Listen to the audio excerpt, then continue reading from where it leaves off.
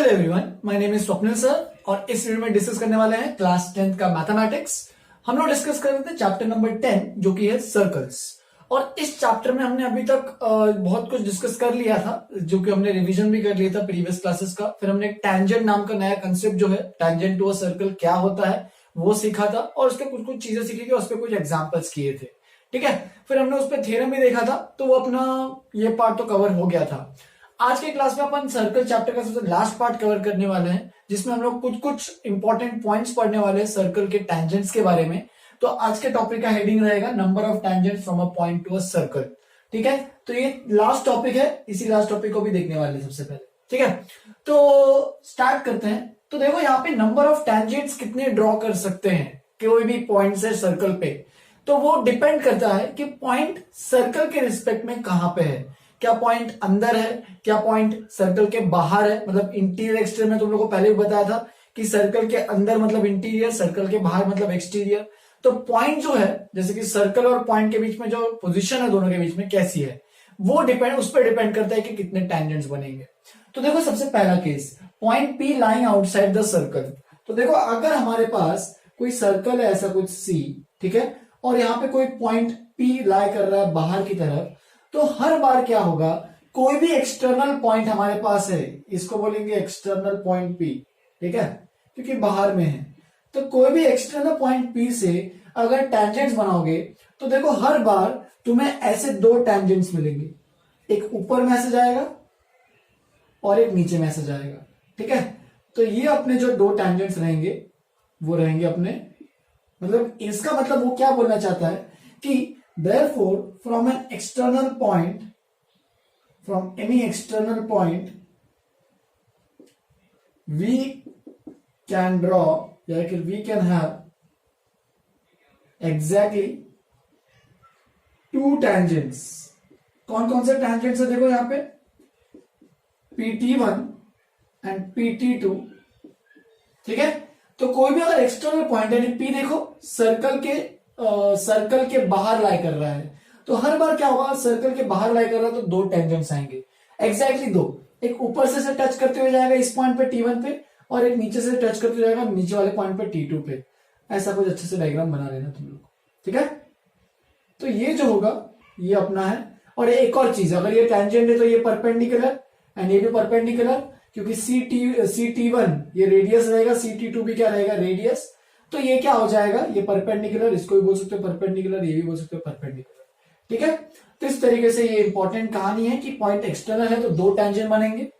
अगर point P circle पे ही लाई कर रहा है, देखो अगर हमारे पास एक कोई सर्कल है और पॉइंट पी सर्कल पे ही कहीं ना कहीं तो लाई कर रहा है, मान लो यहाँ पे पॉइंट पी लाई कर रहा है, तो अगर पॉइंट पी सर्कल पे लाई कर रहा है इसका मतलब एक ही टेंजेंट बनेगा, वही ये वाला।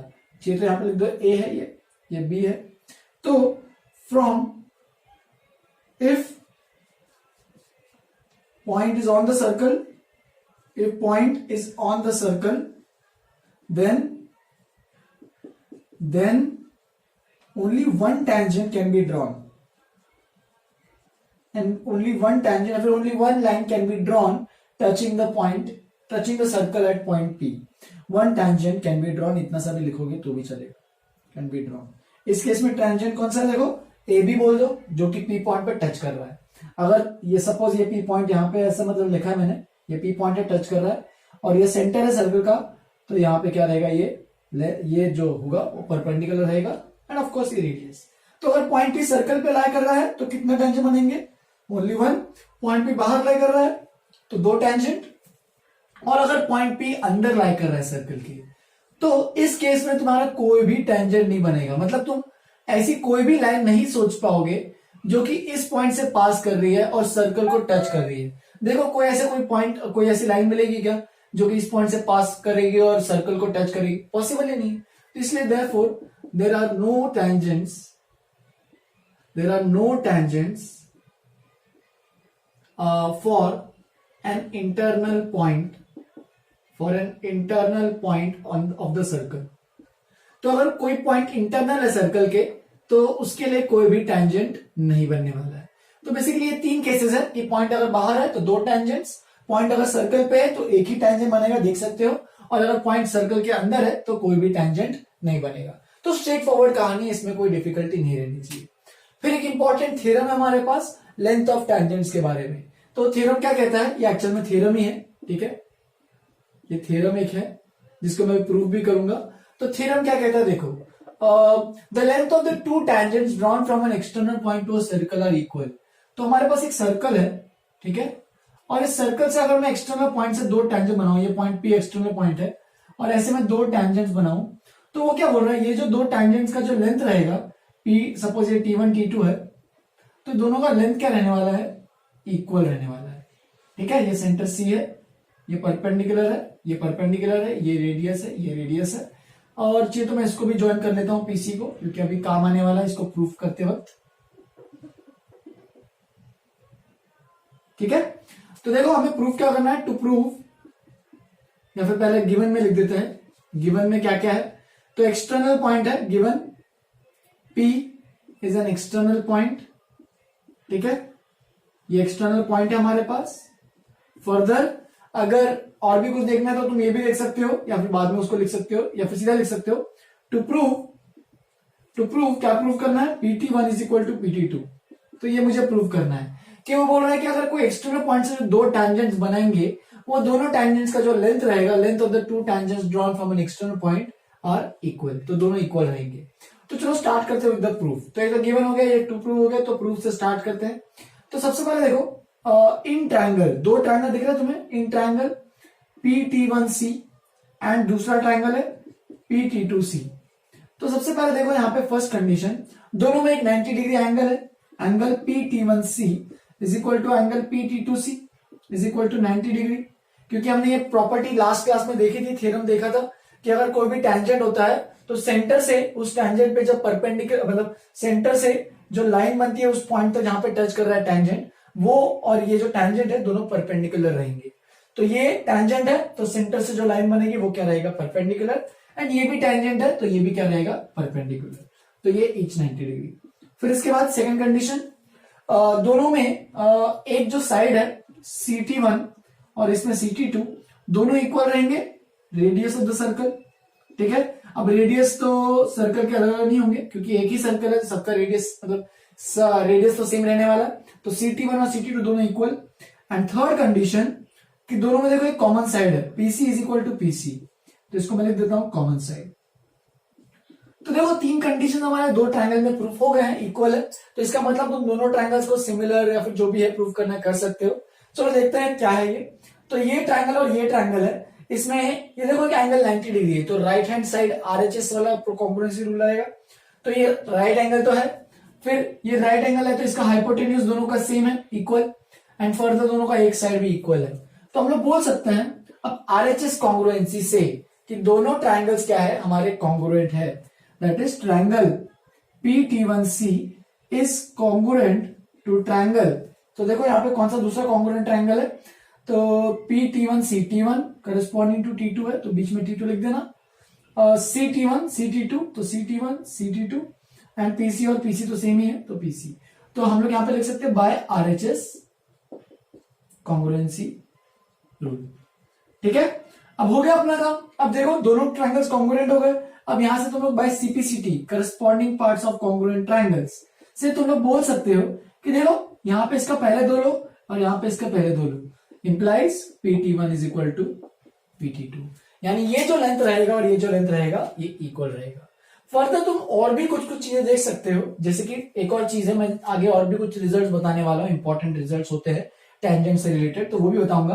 तुम यहाँ पे भी अभी देखना देख सकते हो कि ये एंगल और ये एंगल भी सेम रहेंगे। देखो angle CPT1 is equal to angle CPT2, तो यानी ये एंगल और ये एंगल दोनों सेम रहने वाले हैं। इसका मतलब तुम बोल सकते हो कोई भी एक्सटर्नल पॉइंट और ये जो सेंटर को जब ज्वाइन करते हो तो वो एंगल बाइसेक्टर रहेगा PT1, दोनों टेंजेंट PT1 और PT2 यानी दोनों टेंजेंट्स का एंगल बाइसेक्टर जो है वो सेंटर से पास होगा। तुम ऐसे एक पॉइंट लिख सकते हो, मैं आगे लिखाऊंगा अभी कि the angle bisector of the two tangents drawn from an external point will pass through the centre C of the circle.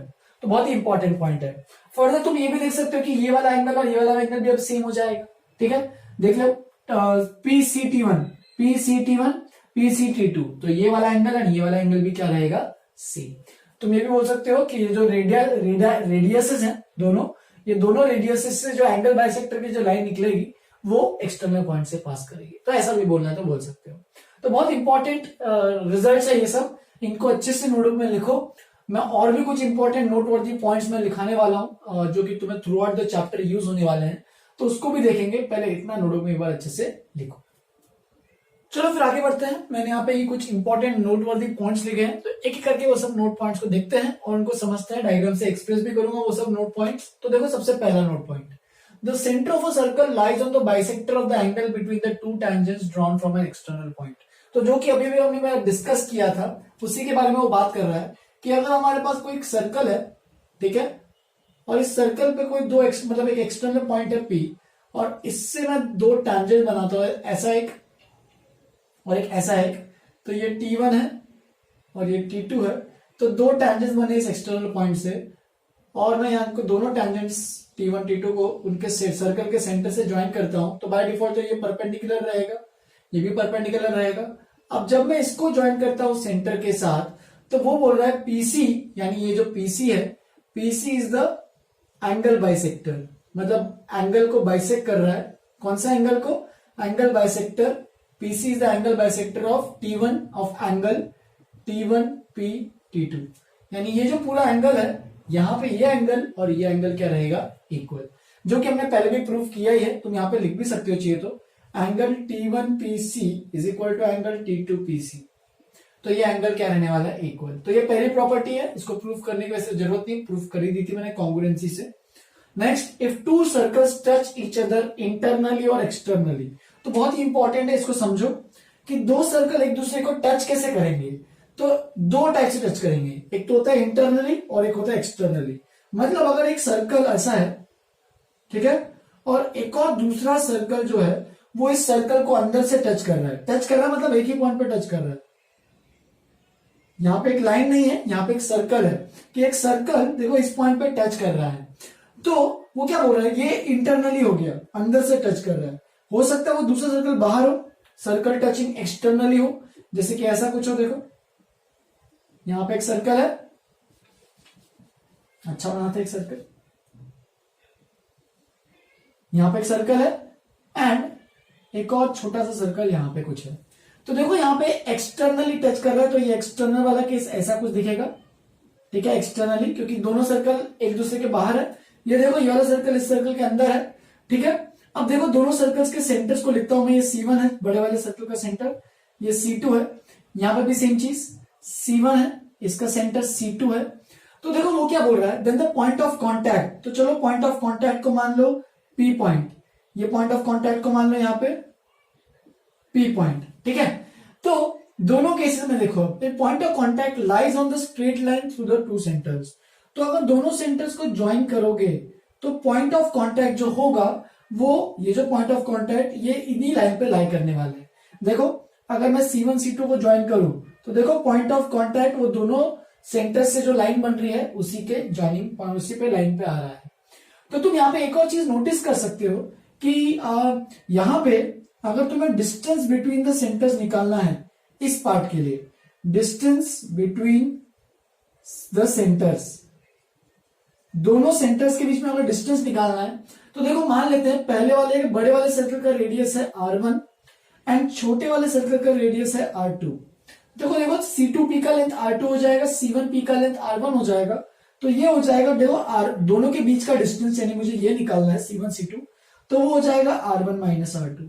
While इस केस में अगर बड़े वाले सर्कल का रेडियस R1 है एंड छोटे वाले सर्कल का रेडियस R2 है, तो दोनों डिस्टेंस बिटवीन द सेंटर्स क्या होगा, देखो डिस्टेंस बिटवीन द सेंटर्स यानी C1 C2 उसका लेंथ क्या होगा, इस केस में हो जाएगा देखो C1 और C2 के बीच का लेंथ, तो ये R1 प्लस R2, दोनों रेडियस को ऐड करना पड़ेगा। तो ये सब भी वो पूछ सकता है एग्जाम में, मतलब ऐसे टाइप के क्वेश्चन पूछ सकता है, तो ये सब आना चाहिए।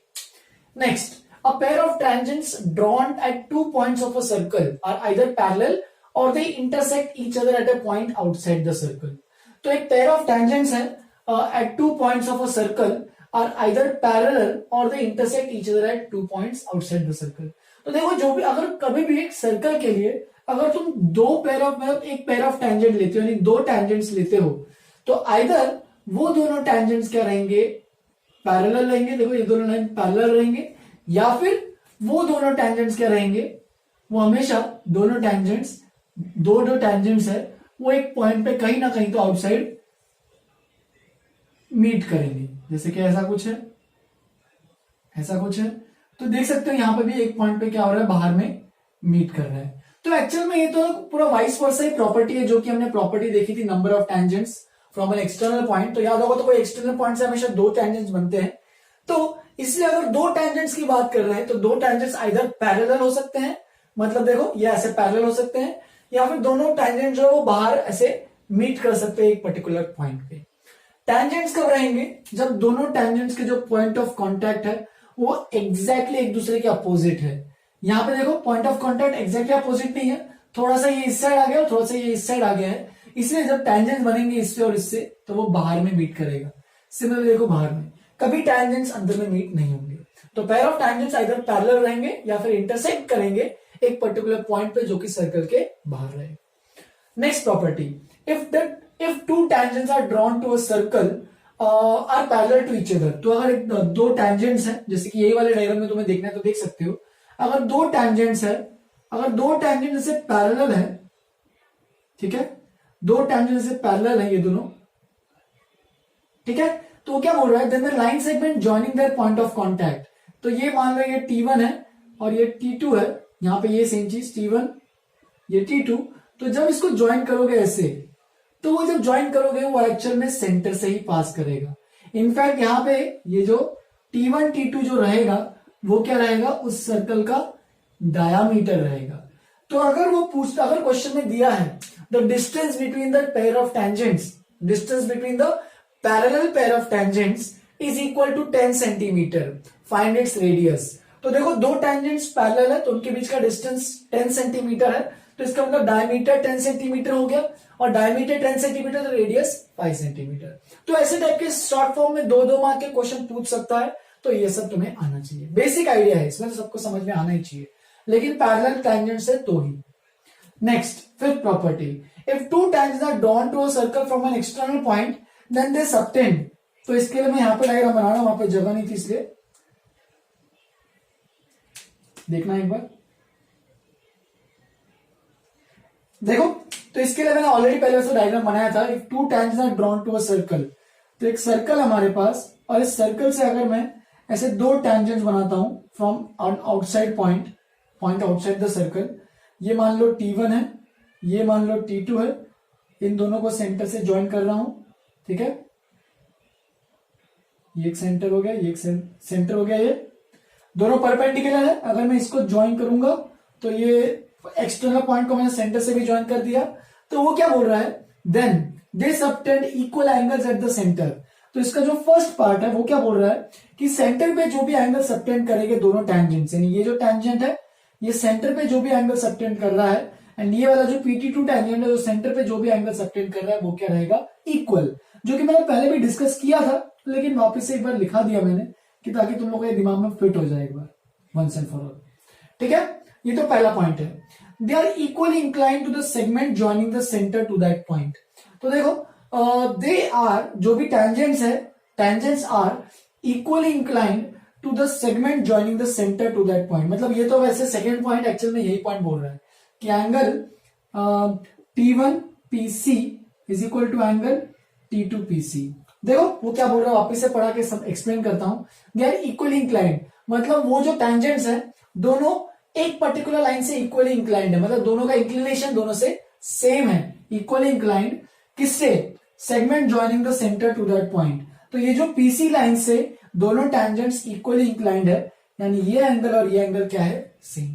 तो वही रिपीटिशन में हो गया, ये पहला पॉइंट जो इसका वो सेकंड पॉइंट यहां पे दिख रहा होगा, सेम चीज है। फिर एक लास्ट चीज है, ज्यादा इंपॉर्टेंट पॉइंट नहीं है ये वाला लास्ट वाला, तभी भी एक बार बता देता हूं, तुम लोग खुद भी प्रूव कर सकते हो इसको। अगर देखो the opposite sides of a quadrilateral circumscribing a circle, तो एक सर्कल है और एक सर्कल को सर्कमस्क्राइब करता हुआ एक क्वाड्रिलेटरल बन रहा है, ठीक है, थोड़ा अच्छा बनाएंगे सर्कल को।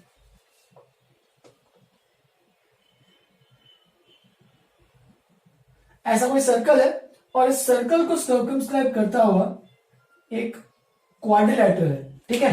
तो क्वाड्रिलेटरल को मान लेते चलो ऐसा कुछ है, ठीक है।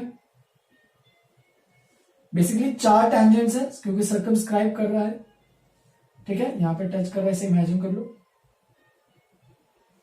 ऐसा कुछ है। मैं यहाँ पे एक्सटेंडेड जो भी पॉइंट्स उनको एक्सटेंडेड लाइन उनको हटा रहा हूं ताकि दिखे तुम लोग को अच्छे से कि क्वाड्रिलेटरल कौन सा है। तो ये ए, ये बी, ये सी, ये डी। तो ए बी सी डी एक क्वाड्रिलेटरल है जो कि सर्कल को सर्कमस्क्राइब कर रहा है। मैंने कहा था कि सर्कमस्क्राइब का मतलब बाहर बनता है, इनस्क्राइब का मतलब अंदर बनता है, इन अंदर की तरफ, सर्कम मतलब बाहर की तरफ। तो ये बहुत लोगों को अभी तक इसका समझा नहीं होगा मतलब, लेकिन टेंशन मत लो, सर्कमस्क्राइबिंग पे अभी तक तो इतना कुछ क्वेश्चंस आएंगे नहीं। अगर आएंगे तो तुम मुझे पूछ सकते हो, मैं तुम लोग को एक्सप्लेन कर दूंगा। तो देखो यहाँ पे देख सकते हो A B, B C, C D और ए डी ये सब चारों टेंजेंट्स है, ठीक है। तो यहाँ पे इनके पॉइंट ऑफ इंटरसेक्शन में लिख देता हूं T1, T2, T3, ये सब पॉइंट्स ऑफ कांटेक्ट है। T4 सेंटर को मैं मान लेता हूं O है, तो यहां से ये परपेंडिकुलर बनेगा, ये भी परपेंडिकुलर बनेगा, ये भी परपेंडिकुलर बनेगा एंड ये। तो यहाँ पे ये सारी जो चीजें हैं वो सब क्या बन रही है एक्चुअल में परपेंडिकुलर। ये अपना है सेंटर, ठीक है। अब वो क्या बोल रहा है एक्चुअल में, वो बोल रहा है कि द अपोजिट साइड्स ऑफ जो भी वो जो अपोजिट साइड्स है क्वाड्रिलेटरल के subtend supplementary angle eight the centre. तो ये जो अपोजिट साइड्स है इसको सब में साइड्स को मैं ज्वाइन कर रहा हूं सेंटर से, क्योंकि सेंटर की बात कर रहा है वो, ठीक है। तो वो बोल रहा है अपोजिट साइड्स, यानी अपोजिट साइड्स कौन से क्वाड्रिलेटरल के A B and D C, ये अपोजिट साइड्स है for the A D and D C, ये दोनों अपोजिट साइड्स है। तो opposite side subtend supplementary angles at the centre, यानी वो क्या बोल रहा है, ये जो एंगल बन रहा है हमारे पास, कौन सा वाला एंगल, ये वाला एंगल, ये एंगल एंड ये एंगल। तो एंगल वो बोलना चाहता है angle A O B plus angle C O D supplementary है। सप्लीमेंट्री का मतलब दोनों का सम जो है वो होगा 180 डिग्री। देखो अपोजिट साइड्स के जो एंगल सबटेंड कर रहे हैं सेंटर पे वो क्या रहेंगे सप्लीमेंट्री। फर्दर तुम ये अपोजिट साइड्स ए डी और बी सी को भी लोगे तो उससे मिलेगा तुम्हें एओडी प्लस एंगल बीओसी, ये भी कितना रहेगा 180 डिग्री, ठीक है। तो जो भी अभी तक मैंने सीखा है तुम्हारा काम रहेगा आज का, इसको अच्छे से बैठ के प्रूव करो। सिंपल प्रूफ है, बहुत सिंपल चीज है। जो भी मैंने यहाँ पे जो एंगल्स लिए थे, ये और ये एंगल इक्वल, ये और ये एंगल इक्वल, तो उन्हीं का थोड़ा सा यूज करो, दिमाग लगाओ, वर्टिकल या अपोजिट एंगल्स के बारे में सोचो और सॉल्व करो, ठीक है। बस ये एक इंपॉर्टेंट प्रॉपर्टी है, ज्यादा ये एक प्रॉपर्टी है जो ज्यादा हर क्वेश्चन में यूज नहीं होगा, किसी एक रेयरली क्वेश्चन में यूज होगा, तो उसके लिए मैंने ये प्रॉपर्टी भी बता दी है। फर्दर बाकी जो मैंने पहले 5 पॉइंट्स बताया वो तो बहुत ही इंपॉर्टेंट है, उनको याद रखना है अच्छे से, ठीक है। लिख लो इसको अच्छे से। मैं फिर एग्जांपल से स्टार्ट कर रहा हूँ, कुछ 4 एग्जांपल्स लेते हैं और फिर खत्म कर लेते हैं आज के लिए, ठीक है। इसी से अपना ये चैप्टर भी खत्म हो जाएगा। तो पहले इतना लिखो अच्छे से, एग्जाम्पल से स्टार्ट करते हैं। चलो फिर आगे बढ़ते हैं। मैंने यहाँ पे 2 एग्जांपल्स लिखे हैं, तो ये स्टार्टिंग के 2 एग्जांपल मैंने सिंपल लिए, तो उनको पहले सॉल्व करते हैं फिर आगे बढ़ते हैं। In the given figure given है XP and XQ are tangents from X. तो एक्स एक एक्सटर्नल पॉइंट है, उससे हमने 2 टेंजेंट्स बनाए XP and XQ to the circle with centre O. तो सेंटर ओ है, R is a point on the circle, तो ये एक आर जो है वो सर्कल पे पॉइंट है। Prove that X A plus A R is equal to, यानी X A plus A R is equal to X B plus B R, ये मुझे प्रूव करना है। तो कैसे प्रूव करेंगे, तो बहुत सिंपल सा प्रूफ है, ज्यादा डिफिकल्ट नहीं है, तुम लोग ओरली भी कर सकते हो, लेकिन मैं अच्छे से एक्सप्लेन करते हुए जाता हूं। तो देखो सबसे पहले X is an external point, X is an external point, और हमने अभी भी देखा कि length of the 2 tangents drawn from an external point to a circle are equal, ठीक है। तो देयरफॉर हम लोग बोल सकते हैं therefore XP is equal to X Q, ठीक है। Length of the 2 tangents are equal, length of 2 tangents are equal, ये लिख सकते हो तुम लोग अच्छे से एक्सप्लेन करते हुए। तो XP equal to X Q हो गया, क्योंकि एक्सपी एक टेंजेंट है और एक्स क्यू एक टेंजेंट है, दोनों का लेंथ क्या रहेगा, क्योंकि सेम एक्सटर्नल पॉइंट से है तो दोनों का लेंथ इक्वल रहेगा। फर्दर तुम यहाँ पे एक और कंडीशन नोट कर सकते हो कि क्या लिख सकते हो, एक्सपी को लिख सकते हो, एक्सपी को क्या लिख सकते हो x A plus AP, and x Q को क्या लिख सकते हो, एक्स क्यू को तो लिख सकते हो X B plus B Q. लेकिन हमें ये प्रूव करना है X A plus A R, यानी एपी की जगह मुझे ए आर चाहिए, तो वो कैसे आएगा। तो देखो for an external point A, for an external point A, हम लोग अगर ए एक्सटर्नल पॉइंट, अब ये सोचो अगर ये एक्सटर्नल पॉइंट है ए, देखो पॉइंट बाहर है सर्कल के, तो इसके भी जो दो टैंजेंट्स है यानी एपी का लेंथ और ए आर का लेंथ वो भी इक्वल रहेगा। वापिस सेम कंडीशन यहाँ पे ब्रैकेट में लिख सकते हो तुम लोग। Similarly for an external point B, तो देखो बी जो पॉइंट है वो भी एक्सटर्नल पॉइंट है और इससे जो दो टैंजेंट्स बन रहे हैं यानी B Q is equal to B R. वापिस से सेम कंडीशन यहाँ पे लिख सकते हो जो ऊपर से आया था, ठीक है, क्योंकि length of the two tangents are equal. तो बस इसका अभी तुम्हें इसके अंदर यूज करना है। Therefore X A plus A P is equal to X B plus B Q implies, हम लोग यहां पे लिख सकते हैं, देखो एक्स ए तो वैसे ही छोड़ो, लेकिन एपी की वैल्यू ए आर के बराबर है, तो X A plus A R is equal to X B को वैसे का वैसे ही छोड़ो और बी क्यू की वैल्यू जो है बी आर के बराबर है। और यही तो हमें प्रूफ करना था, इसीलिए हेंस प्रूफ। तो बहुत सिंपल सा प्रूफ है, देख सकते हो। बस तुम्हें याद रखना है कि एक्सटर्नल पॉइंट से दो टैंजेंट्स का लेंथ जो रहता है वो इक्वल रहता है। नेक्स्ट यहां पे अभी प्रूफ दैट वाला क्वेश्चन है, तो देखना ध्यान से। Proof that in to concentric circles, तो याद दिला दूं कॉन्सेंट्रिक सर्कल्स क्या होता है। सर्कल के अंदर एक और ऐसा एक सर्कल आ रहा है, मतलब दोनों सर्कल्स के जो सेंटर है वो सेम रहेंगे, यानी यहां पे जो O है वो दोनों सर्कल्स का सेंटर है। अब वो क्या बोल रहा है, the chord the larger circle which touches the smaller circle. तो ये जो लार्जर सर्कल है मैं इसको C1 बोल देता हूं, ये जो स्मॉलर सर्कल इसको C2 बोल देता हूं। तो C1 का जो मतलब लार्जर जो सर्कल है C1, उसका एक कॉर्ड जो कि C2 सर्कल को टच कर रहा है, तो देखो ऐसा कुछ बनेगा, राइट, ऐसा कुछ बनेगा जो कि इस पॉइंट पे टच कर रहा है। तो मैंने यहाँ पे डायग्राम बना लिया पूरा का पूरा, ठीक है। यहाँ पे मैं पॉइंट्स नोट कर देता हूं, यहाँ पे ए बी और इसको मैं चलो पी बोल देता हूं। तो वो क्या बोल रहा है, तो वो बोल रहा है कि लार्जर सर्कल, यहाँ पे मैं गिवन में सब कुछ लिख देता हूं। Larger circle is C1, smaller circle is C2, ठीक है। Chord of the larger circle, अब ये कौन सा है कॉर्ड, तो कॉर्ड देख सकते हो वो ए बी कॉर्ड है, ये ए बी जो कॉर्ड है वो लार्जर सर्कल का कॉर्ड है, ठीक है। और वही जो कॉर्ड है वो एक्चुअल में क्या है, वो टैंजेंट हो रहा है, क्योंकि देखो टच कर रहा है ना, ये देखो ए बी जो लाइन है, ए बी जो कॉर्ड है वो बड़े बड़े सर्कल के कॉर्ड है, लेकिन छोटे वाले सर्कल का वो क्या हो गया, tangent to the smaller circle. तो ये जो चीज है ए बी, वो एक्चुअल में वो टैंजेंट भी है स्मॉलर सर्कल C2, और यहां पे लिख सकते हो C1, ठीक है। तो इस तरीके से ये जो ए बी है वो दोनों के लिए सेम चीज है। मेरे पास जगह नहीं थी इसलिए मैंने उसको नीचे लिखा है, तो मैं इक्वल टू एक लाइन में लिख सकते हो। नेक्स्ट, अब देखो ये कॉर्ड है, तो अभी मैं क्या कर रहा हूं, मैं कंस्ट्रक्ट करूंगा कुछ कर रहा हूं क्या, जॉइन O और P, यानी जो O सेंटर है और जो P जो पॉइंट ऑफ कॉन्टैक्ट है टैंजेंट का, उसको मैं ज्वाइन कर रहा हूं। तो देखो as A B is a tangent to circle C2, तो देखो ए बी जो है वो टैंजेंट है सर्कल C2 के, तो देयरफॉर OP, ये जो OP का जो लाइन रहेगा वो क्या रहेगा, परपेंडिकुलर टू ए बी। ये हमने देखा ही था, because the radius, the line joining the centre, वो जो भी कंडीशन हमने पढ़ी थी, the centre and the point of contact of a tangent is perpendicular to the tangent, ठीक है। वो जो भी लाइन ज्वाइन होती है सेंटर से वो क्या रहता है, इसके परपेंडिकुलर।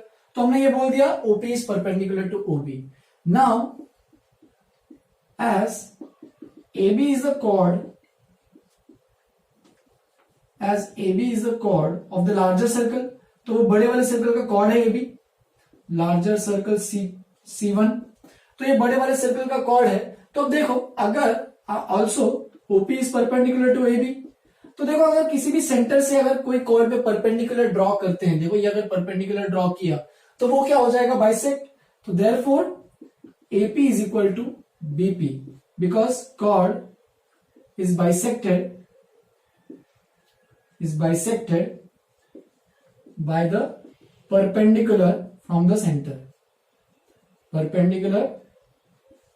सेंटर।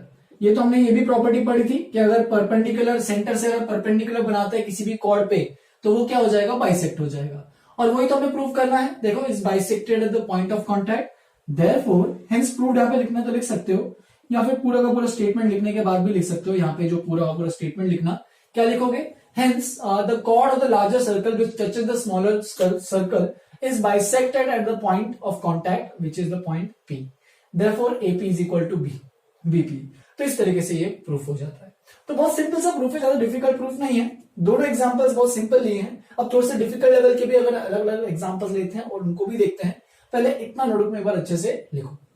चलो फिर लास्ट के दो एग्जांपल्स भी कर लेते हैं, और दोनों के दोनों जो एग्जांपल्स मैंने आज लास्ट के लिए हैं वो बहुत अच्छे एग्जांपल्स हैं, जिनको समझ के चलो कैसे करना है प्रोसीड। ठीक है, तो यहाँ पे देखो डायग्राम नहीं दिया है, बस यहाँ पे स्टेट वर्ड प्रॉब्लम है, और इसको वर्ड प्रॉब्लम से तुम्हें डायग्राम बनाना है। सबसे पहले O is the centre of a circle, तो एक अपने पास डायग्राम बना लेते हैं। एक सर्कल है, ठीक है, ऐसा कुछ सर्कल है जिसका सेंटर है O, ठीक है, और रेडियस है 5 सेंटीमीटर। तो चलो यहाँ पे रेडियस यहाँ पे लिख देता हूं, radius is equal to 5 centimetre. यहां से कोई भी पॉइंट का लेंथ 5 सेंटीमीटर। फिर T is a point such that OT is equal to 13 centimetre. तो OT, तो T देखो कहां पे पॉइंट लाई करेगा, क्योंकि रेडियस देखो 5 सेंटीमीटर है, तो 13 और ज्यादा रहेगा, मतलब T जो है वो बाहर में कहीं तो पॉइंट आ रहा है, और इसका लेंथ मुझे दिया है OT का लेंथ विच इज 13 सेंटीमीटर। ठीक है, अब देखो क्या बोल रहा है एक और, OT intersect the circle at E।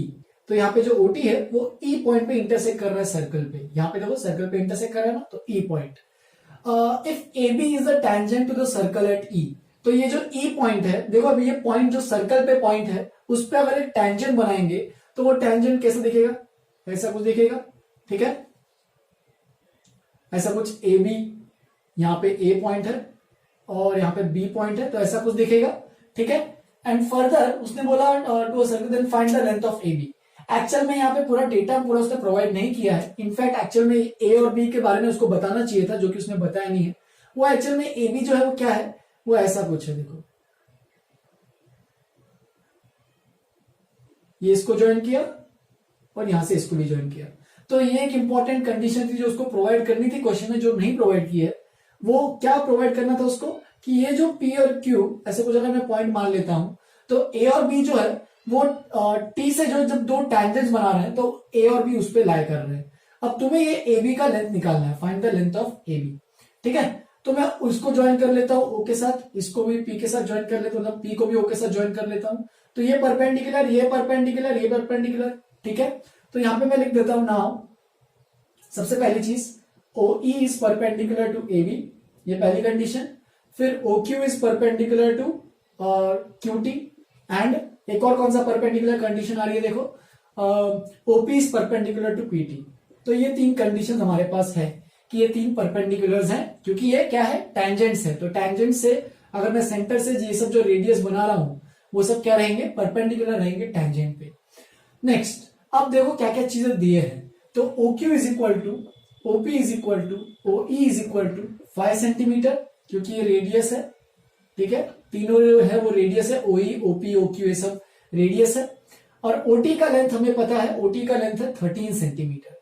तो देखो इन ट्रायंगल, एक ट्रायंगल लेते हैं, कौन सा ट्रायंगल लिया जाए, राइट एंगल ट्रायंगल। देखो in triangle OTQ, in triangle OTQ, इस ट्रायंगल में देखो हम लोग पाइथागोरस थ्योरम लगा सकते हैं। देखो ये 5 है और ये 13 है, ये भी 5 है वैसे तो देखो इसमें पाइथागोरस थ्योरम लगाएंगे तो हमारे पास क्या आएगा, OQ square plus OT square, sorry OQ square plus QT square is equal to OT square. Pythagoras theorem लगा, देखो ये राइट एंगल ट्रायंगल था, ये हाइपोटेन्यूज है, तो this square plus this square equal to this square. तो देखो OQ square, अब OQ स्क्वायर कितना है, देखो OQ स्क्वायर, तो OQ का लेंथ है 5, तो 5 स्क्वायर प्लस QT स्क्वायर जो कि निकालना है is equal to OT square. OT का लेंथ तो मुझे पता है 13 सेंटीमीटर है, 13 का स्क्वायर। तो यहाँ पे QT का स्क्वायर अगर निकालोगे तो वो आएगा 169 माइनस 25 विच इज 144 हो जाएगा, और 144 का स्क्वायर रूट आ जाएगा 12 सेंटीमीटर।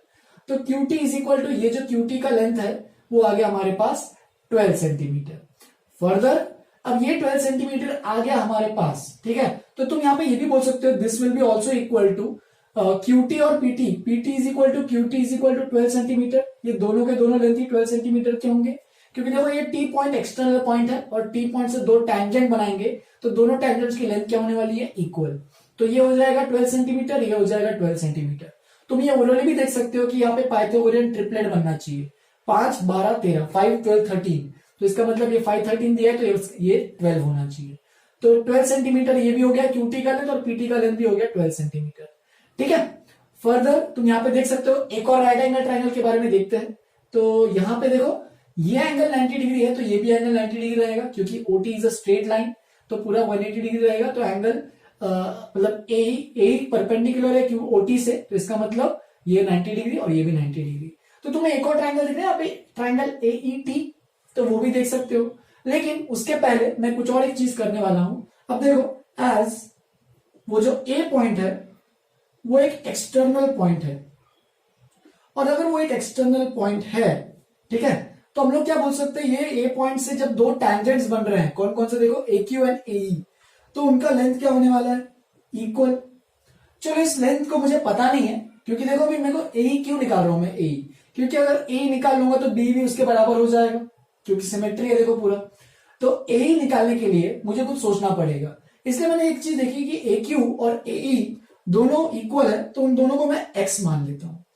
अब देखो, तो अगर AQ भी x है और ये भी x है, यहां पे लिख देता हूं x और x, तो देखो AT का लेंथ कितना होगा, AT का लेंथ, तो AT का लेंथ हमारे पास होगा QT माइनस AQ, देखते जाओ, QT माइनस AQ, यानी AT का लेंथ आएगा, देखो QT का लेंथ हमने निकाला ऑलरेडी 12, तो QT 12 और AQ कितना लेंथ है, तो x लेंथ है, तो AT का लेंथ आ रहा है 12 माइनस x सेंटीमीटर। अगर तुम सिमेट्री लेते हो तो AT जो है, यहाँ पे AT का जो लेंथ रहेगा वो एक्चुअल में BT के भी बराबर रहेगा, क्योंकि देखो QT और PT दोनों इक्वल लेंथ के हैं, तो यहां से भी अगर देखोगे ये अगर x है तो ये भी क्या रहेगा x, all due to symmetry, बस और कुछ नहीं। तो देखो मैं आगे प्रोसीड करता हूं, पहले वो नीचे वाले को छोड़ो, पहले ऊपर वाले की बात करते हैं। तो इन ट्रायंगल, एक और मुझे राइट एंगल ट्रायंगल दिख रहा है, कौन सा, ट्रायंगल AET। तो देखो ट्रायंगल AET एक राइट एंगल ट्रायंगल है जिसमें ये x है और ये 12 माइनस x बन गया, अब ये भी निकाला मैंने। अब देखो ये राइट एंगल ट्रायंगल में पाइथागोरस थ्योरम लगा के तुम x की वैल्यू निकाल सकते हो, और x की वैल्यू निकाली तो अपना आधा काम तो हो ही गया। तो देखो, तो यहाँ पे भी पाइथागोरस थ्योरम लगाते हैं, तो AE square plus ET square is equal to कितना हो जाएगा, AT स्क्वायर। लगाते चलो यहाँ पे, तो क्या बनेगा, देखो यहाँ पे लिख रहा हूं AE स्क्वायर, तो AE कितना, देखो AE का लेंथ मैंने यहाँ पे x माना था, तो उसको x का स्क्वायर लिख दो, प्लस ET स्क्वायर। अब देखो ET का लेंथ निकालना है, तो तुम ET को क्या लिख सकते हो, ET को देखो ये वाला लेंथ जो है उसको क्या लिख सकते हो, OT माइनस OE, क्योंकि दोनों का लेंथ पता है। एंड AT का लेंथ तो अभी भी मैंने निकाला 12 माइनस x, विच इज उसका भी स्क्वायर करना है, तो ऐसा कुछ हो गया। अब देखो x square OT minus OE, तो OT का लेंथ है 13, OE का लेंथ है 5, तो 13 माइनस 5 अगर करेंगे और उसका भी स्क्वायर करना है, तो इस क्वाड्रेटिक को भी हमें ओपन करना पड़ेगा। तो देखते जाओगे x स्क्वायर, ये तो 8 बन गया और 8 का स्क्वायर हो जाएगा 64, और इसको मैं a माइनस बी का होल स्क्वायर से ओपन कर रहा हूं, तो 12 का square which is 144 minus 2ab, तो 2 इंटू 12 इंटू x, तो 24x बन जाएगा, और प्लस x स्क्वायर, तो a square minus 2ab plus b square. अब देख सकते हो x स्क्वायर तो दोनों साइड में है वो कैंसिल हो रहा है, 24x को मैं इधर भेज देता हूं और 144 माइनस 64 को उधर, तो कितना हो रहा है, देखो 24x इज इक्वल टू कितना हो रहा है, 4 minus 4 0, 14 minus 6 which is equal to 8, तो देयरफॉर यहां पे कर रहा हूं मैं आगे वाला, तो x is equal to 80 by 24। Further solve करना, तो 8 से देखो ऊपर भी जा रहा है, 8 10 जा और 8 3 जा, तो देयरफॉर x की वैल्यू आ गई हमारे पास। देयरफॉर x यानी क्या है, AE का लेंथ है, ठीक है, तो AE is equal to 10 by 3 centimetre. अब अगर सिमिलरली मैं यहां पे लिख देता हूं, सिमिलरली तुम नीचे वाले ट्रायंगल के लिए भी सेम क्राइटेरिया लगाते हो, जैसे कि अगर ये सपोज y है और ये भी y है, तो ठीक है, तो ये बन जाएगा 12 माइनस वाई, क्योंकि इसका भी लेंथ 12 रहेगा, ये बन जाएगा 12 माइनस वाई, ये बन जाएगा y, वापस से पाइथागोरस थ्योरम कैलकुलेट करोगे तो उसका भी लेंथ क्या हो जाएगा, सिमिलरली लिख देता हूं, b is equal to will also be equal to 10 by 3 centimetre. तो ये भी 10 बाय 3, ये भी 10 बाय 3, हमें AB का लेंथ निकालना है, तो AB का लेंथ क्या रहेगा, AE plus BE, that is AB is equal to, दोनों को ऐड कर दो, 10 by 3 plus 10 by 3 which is equal to 20 by 3 centimetres, which is our answer. तो इस तरीके से ऐसे क्वेश्चंस को तुम्हें अटेम्प्ट करना आना चाहिए। बस यहाँ पे देखो अलग कुछ नहीं किया है, बस थोड़ा सा लेंदी है। क्या लेंदी है? बस यहाँ पे पाइथागोरस थ्योरम करते रहना है और हमें प्रॉपर्टी और सर्कल जो भी है पता होनी चाहिए, सर्कल में क्या क्या खेल चलता है। नेक्स्ट, आज का last question, example number 4। ABC is a right angle triangle. यहाँ पे अगर मान लो एक राइट एंगल ट्राइंगल है, डायग्राम बनाते हैं। एबीसी हमारे पास एक राइट एंगल ट्राइंगल है, ठीक है। एंगल बी जो है 90 डिग्री यहाँ पे दिया है, देखो बीसी का लेंथ दिया हमारे पास 3 सेंटीमीटर, ठीक है। एबी का लेंथ दिया है 4 सेंटीमीटर। तो तुम यहाँ पे पाइथागोरस ट्रिपलेट से तुम यहाँ पे ये भी देख सकते हो 3 4, तो ये क्या रहेगा 5, वो तो पता होना चाहिए। A circle with center O and radius r centimeter has been inscribed in triangle ABC।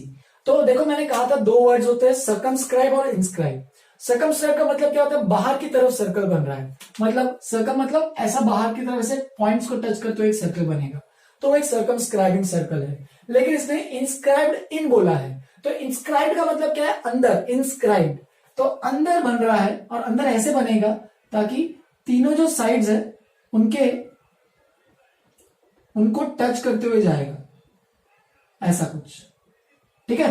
तो इसका सेंटर मान लो यहां पे दिया है, शायद मेरे ख्याल से O है, तो ये वो सर्कल है। अब अगर ये वो सर्कल है तो एक काम करते चलो, यहां से मैं एक परपेंडिकुलर बनाता हूं, तो ये टैंजेंट है तो वो परपेंडिकुलर रहेगा। सिमिलरली यहां से भी एक परपेंडिकुलर बनाता हूं और यहां से भी परपेंडिकुलर बनाता हूं। चलो इनको नाम देता हूं मैं, ये P, ये Q, या फिर ये P, ये Q और ये R, ऐसे मैंने बस नाम दे दिए हैं।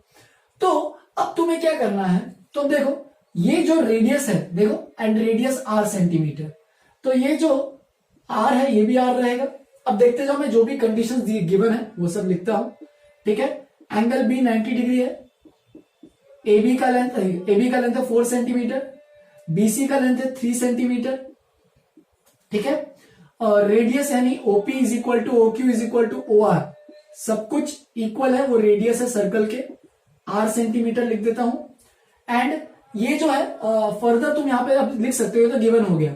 हमें क्या निकालना है? टू फाइंड r, तो ये हमें r की वैल्यू निकालनी है। देखो radius of the in circle, तो जो भी सर्कल ट्राइंगल के अंदर बनता है उसको बोलते हैं इन सर्कल, जो भी सर्कल ट्राइंगल के ऐसे बाहर वर्टाइसिस को टच करते हुए जाता है उसको बोलते हैं सर्कम सर्कल। तो दो टाइप ऑफ सर्कल्स होते हैं रिलेटेड टू ट्राइंगल्स, अभी के लिए इतना समझो बस, ठीक है। तो तुम्हें ये radius of the in circle निकालना है, मतलब ये जो अंदर में सर्कल है उसका रेडियस r वो तुम्हें निकालना है। कैसे निकालोगे? तो चलो स्टार्ट करते हैं। सबसे पहले तो ये कंडीशन मैं लिख देता हूं, OP is perpendicular to BC, further OQ is perpendicular to AC and further OR is perpendicular to AB। ये मैं लिख सकता हूं डायरेक्टली, क्योंकि बिकॉज यहां पे लिख देता हूं, because AB, BC and AC are the tangents to the circle. देखो सर्कल क्या हो रहा है, वो पूरे ट्रायंगल को अंदर से टच कर रहा है, और टच कर रहा है मतलब ये तीनों इसके टैंजेंट्स हो जाएंगे, और अगर टैंजेंट्स है तो सेंटर से जो भी परपेंडिकुलर बनाते हो वो सब क्या रहते हैं? Perpendicular, tangents to the circle, ठीक है। तो ये तो पहली कंडीशन हो गई। अब देखो इसको करने के तरीके तो बहुत सारे हैं, मैं दो मेथड बता देता हूं। चलो मेथड 1, पहला मेथड। अब देखो OP या फिर ऐसे लो BROP इज अ स्क्वायर, ये सबसे पहला कंडीशन तुम्हें समझ में आना चाहिए। कैसे समझ में आएगा? तो देखो बिकॉज यहां पे लिख देता हूं, because OR is equal to OP, ये दोनों r सेंटीमीटर के लेंथ के हैं। फर्दर यहां पे देखो एंगल ORB, एंगल RBP और एंगल OPB, ये तीनों इक्वल टू क्या है? 90 डिग्री है। तो सोचो एक क्वाड्रिलेटरल में अगर तीन एंगल्स 90 डिग्री तो चौथा भी 90 डिग्री रहेगा, क्योंकि चारों एंगल्स का सम 360 होना चाहिए। तो ये 90 डिग्री है, ये भी 90 डिग्री है, तो ये भी 90 डिग्री रहेगा। तो और पूरे चारों जो है उसके साइड लेंस, वो उनमें से दो एडजेसेंट साइड लेंस इक्वल है, और चारों एंगल्स 90 डिग्री है, तो बाय डिफॉल्ट वो क्या होना चाहिए? स्क्वायर होना चाहिए। तो तुम यहां पे लिख सकते हो BP is equal to, BP का लेंथ भी बोल सकते हो यहाँ पे R है, और ऑल्सो RB का लेंथ भी R सेंटीमीटर है। क्यों? ये BP ये भी अपोजिट साइड के बराबर रहेगा, RB भी अपोजिट साइड के बराबर रहेगा, ठीक है। तो ये R हो गया। नाउ PC का लेंथ सोचो, तो PC क्या रहेगा? ये BC यानी 3 सेंटीमीटर है, ये 3 में से ये R को माइनस करना पड़ेगा, ठीक है। तो PC का लेंथ हो जाएगा 3 माइनस R। अब मैं फटाफट कर रहा हूं, इसलिए समझना एक बार अच्छे से। अब PC का लेंथ 3 माइनस R हो गया, ये वाला लेंथ, अब सोचो C is an external point, तो यहां से हम लोग एक और चीज देख सकते हैं, CQ will be also equal to 3 minus R, क्योंकि देखो CP और CQ दो टैंजेंट है सर्कल के, और दोनों टैंजेंट्स का लेंथ क्या रहने वाला है, इक्वल, क्योंकि एक एक्सटर्नल पॉइंट है C, तो CQ का भी लेंथ क्या रहेगा, 3 माइनस आर। सिमिलरली नाउ एक और कंडीशन, AR का लेंथ कितना रहेगा, देखो AR का लेंथ तो वो रहेगा AB माइनस RB, तो वो हो जाएगा 4 माइनस R, और यहां से अगर देखो A अगर एक्सटर्नल पॉइंट है तो ये दोनों टैंजेंट्स हो गए, तो AQ का लेंथ कितना बन गया, तो वो भी हो जाएगा 4 माइनस R सेंटीमीटर। तो देखो AQ और CQ दोनों आ गए, AQ CQ। अब मुझे ये ट्रायंगल देखो, इन ट्रायंगल ABC, उसमें पाइथागोरस थ्योरम लगाओगे, AB square plus BC square equal to AC square, तो यहाँ पे AC का लेंथ जो आएगा देखो क्या आएगा, ये हो गया 3 का स्क्वायर 4 का स्क्वायर प्लस 3 का स्क्वायर और उसका पूरे का अंडर रूट, तो 9 प्लस 16 25। तो यहाँ पे देख सकते हो AC का लेंथ आ रहा है हमारे पास 5 सेंटीमीटर, 5 सेंटीमीटर आ गया। तो लेकिन AC का लेंथ कितना है, AC का लेंथ एक्चुअल में कितना है, AQ प्लस QC, ये हमें पता है, हम लोग बोल सकते हैं ना AC का लेंथ एक्चुअल में AQ प्लस QC है। AC is equal to 5 centimetre हमने अभी भी निकाला, AQ का लेंथ है 4 माइनस R और QC का लेंथ है यानी CQ का लेंथ है 3 माइनस R। बस देखो इक्वेशन आ गया, सॉल्व करो, 5 is equal to 7 minus 2R, that is 2R को इस साइड भेज रहा हूं, 7 minus 5 that is 2R equal to 2, that is R equal to 1 centimetre. तो जो radius of the incircle जो बन रहा है वो 1 सेंटीमीटर का बन रहा है। ठीक है, तो ये एक पर्टिकुलर मेथड है, यहाँ पे जगह नहीं इसलिए मैं बता नहीं रहा हूं, मेथड 2 से भी कर सकते हो, ये तुम्हारा होमवर्क रहेगा आज का, करना एक बार अच्छे से। मेथड 2 कैसे करोगे एक बार आइडिया देता हूं।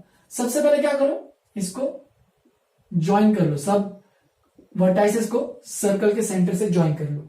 ठीक है, अब इसमें तुम्हें बस एक चीज यूज करनी है, area of triangle ABC will be equal to area of triangle.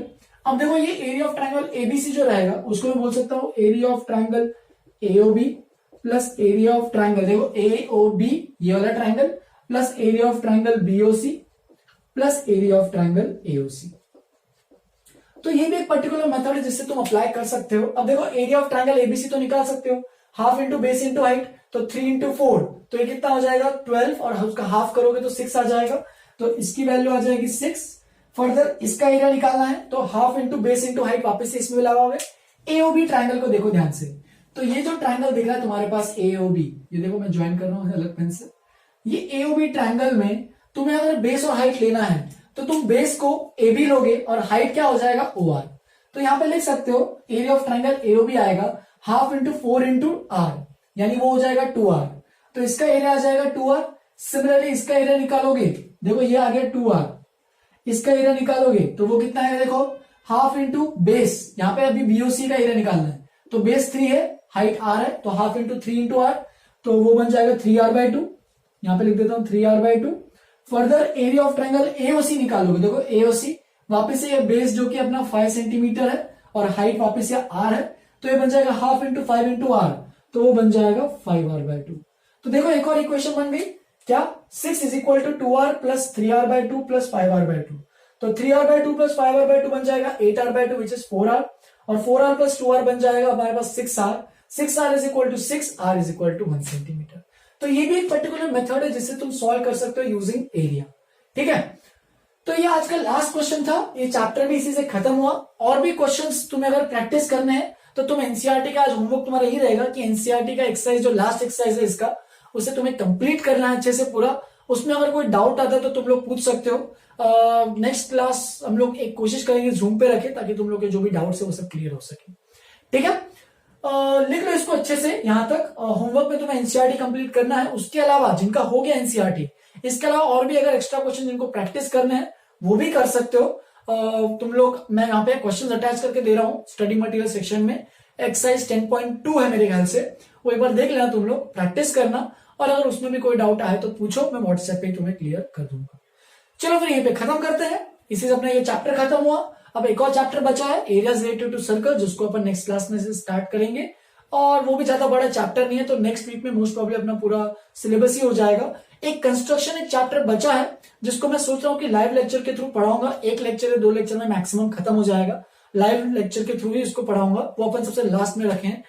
तो नेक्स्ट क्लास में अपन एरिया रिलेटेड टू सर्कल भी कवर करेंगे। ठीक है, चलो फिर इतना अच्छे से नोट पे सब कुछ लिखो, कोई डाउट आता है पूछो, ठीक है। यहीं पे खत्म करते हैं, आज के लिए इतना ही। Have a good day.